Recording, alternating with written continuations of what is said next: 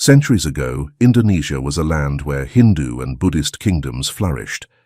Grand temples rose from the jungle, and teachings of enlightenment shaped the beliefs and practices of its people. But today, Indonesia is the largest Muslim-majority country in the world. How did such a dramatic transformation happen? What caused the decline of these ancient traditions and the rise of a new faith? And how did Bali manage to keep its Hindu roots? Let's explore the fascinating history of Indonesia's religious journey. Hinduism and Buddhism first arrived in Indonesia around the 1st century CE, brought by Indian traders and scholars through sea routes. These religions quickly spread through Sumatra, Java, and Bali, becoming the main spiritual traditions in many kingdoms. One of the earliest and most powerful of these was the Srivijaya Empire, which thrived from the 7th to the 13th century. Based in Sumatra, Srivijaya was a major center for Mahayana Buddhism and a key player in the region's trade.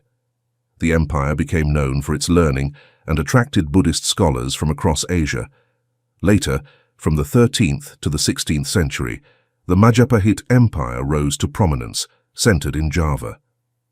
Majapahit successfully combined Hindu and Buddhist beliefs, allowing both religions to exist side by side. The empire is still remembered for its remarkable architecture, including the famous Borobudur Temple, one of the largest Buddhist monuments in the world, and the stunning Prambanan Temple complex, dedicated to Hindu deities. These incredible temples, which still stand today, are not just historical sites.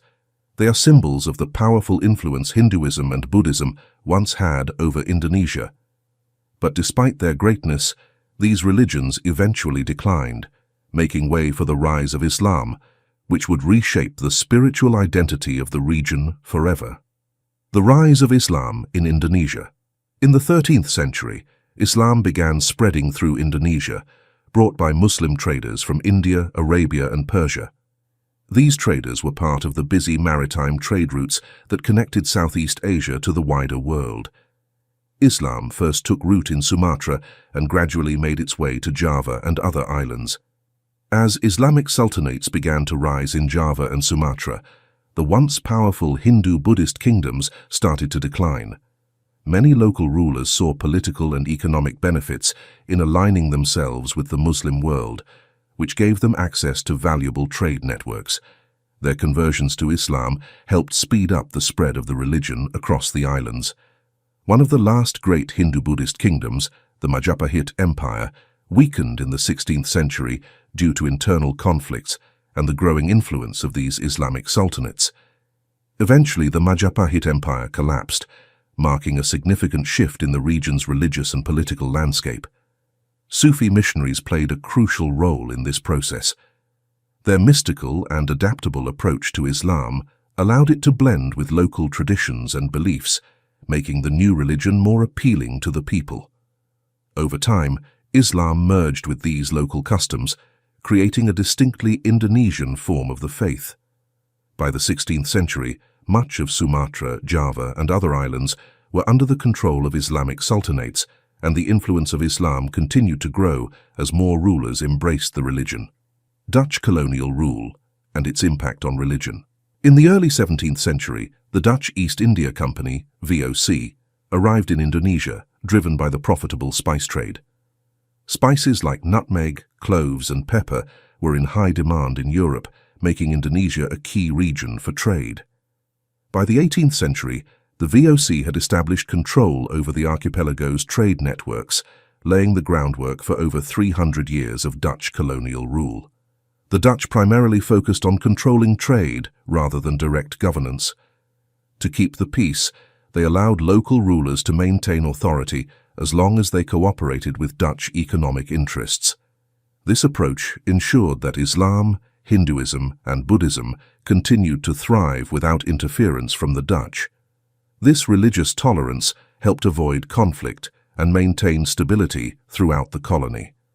While the VOC permitted local religions to continue, Christian missionaries did spread their faith, particularly in the Moluccas, Sulawesi, and parts of Sumatra. Despite these efforts, Christianity remained a minority in major islands like Java and Bali, where Islam and Hinduism were already deeply entrenched.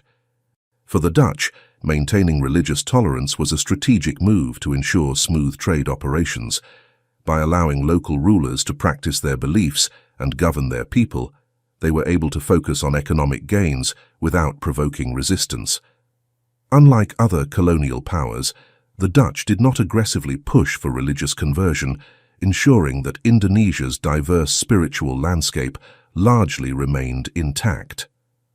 By the 19th century, with the collapse of the VOC and direct control taken by the Dutch government, Islam had grown even stronger, especially in Java, while Hinduism remained dominant in Bali. Christianity had spread in certain areas, but overall, the religious fabric of Indonesia had been preserved throughout the colonial era, with the Dutch preferring pragmatic trade control over religious domination. Islamic resistance and the fight for Indonesian independence. As Dutch control expanded in the 19th century, particularly after the collapse of the VOC, Islamic resistance movements began to rise across Indonesia. The Dutch viewed Islam with suspicion, fearing its ability to unite large segments of the population under a common cause of anti-colonialism. These Islamic movements became a key force in resisting Dutch rule. The end of Dutch colonialism came after a long and bloody struggle for independence. The rise of Indonesian nationalism, combined with the power vacuum left by the Japanese occupation during World War II and the international momentum for decolonization, fueled this effort. After years of conflict, Indonesia finally achieved official recognition of its independence in 1949, marking the end of more than 300 years of colonial rule. However, the road to sovereignty was not without challenges. Even after independence, Indonesia faced political and social struggles, but it has since grown into a diverse and dynamic nation with a rich cultural and religious identity. Islam played a crucial role in the fight for independence, offering a unifying identity for much of the population. It not only fueled resistance against the Dutch, but also became a central rallying point for anti-colonial movements. Islamic organizations and militias were at the forefront of the struggle, especially during the Indonesian National Revolution. Their contributions were key in securing independence in 1949, and Islam continued to shape Indonesia's national identity and political landscape long after colonial rule ended. Bali, a Hindu sanctuary amidst an Islamic wave. While much of Java and Sumatra embraced Islam, Bali remained a bastion of Hinduism, preserving its rich spiritual traditions in the face of sweeping religious changes across Indonesia. When the Majapahit Empire, the last great Hindu-Buddhist kingdom in Java, collapsed in the 16th century, many Hindu nobles, priests and artists fled to Bali. The island became a refuge for Hindu culture, which continued to thrive in relative isolation.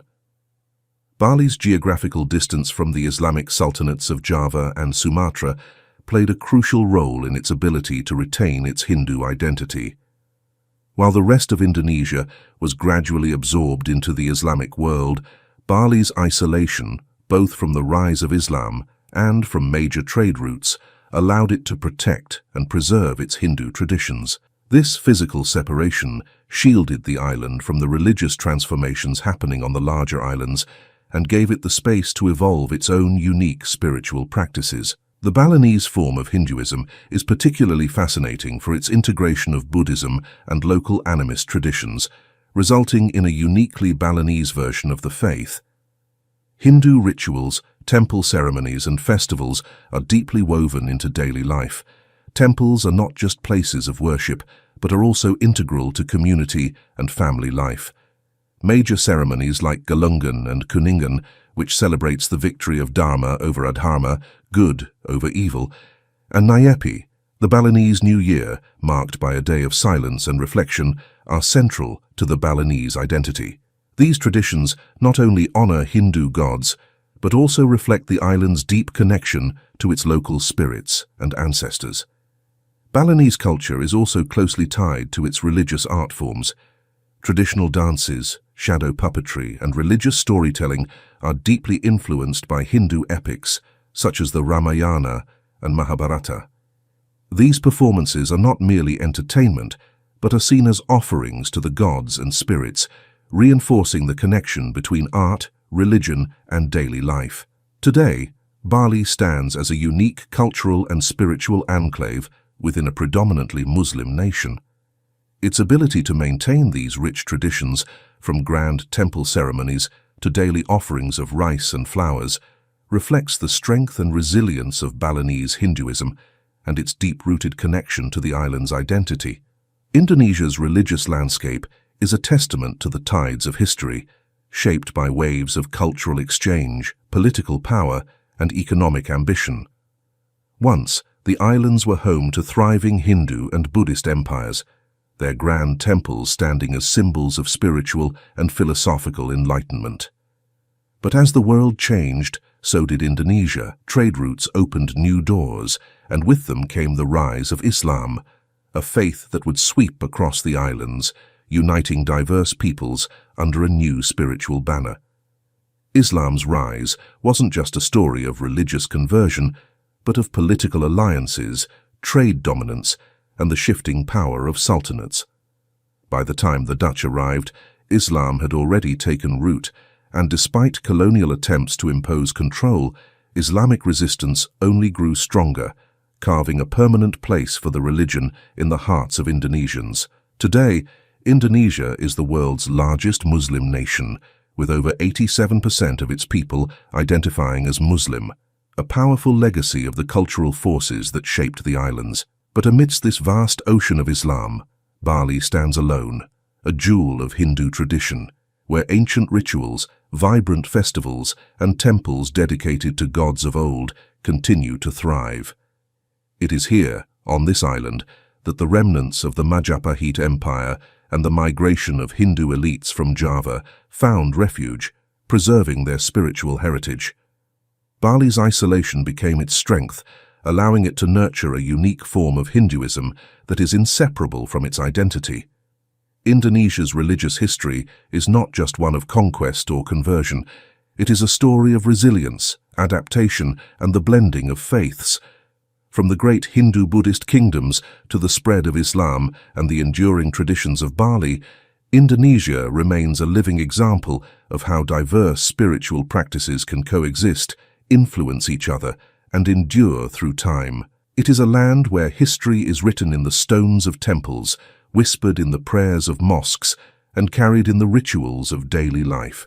The story of Indonesia is the story of survival, evolution, and the unbreakable bond between culture and belief.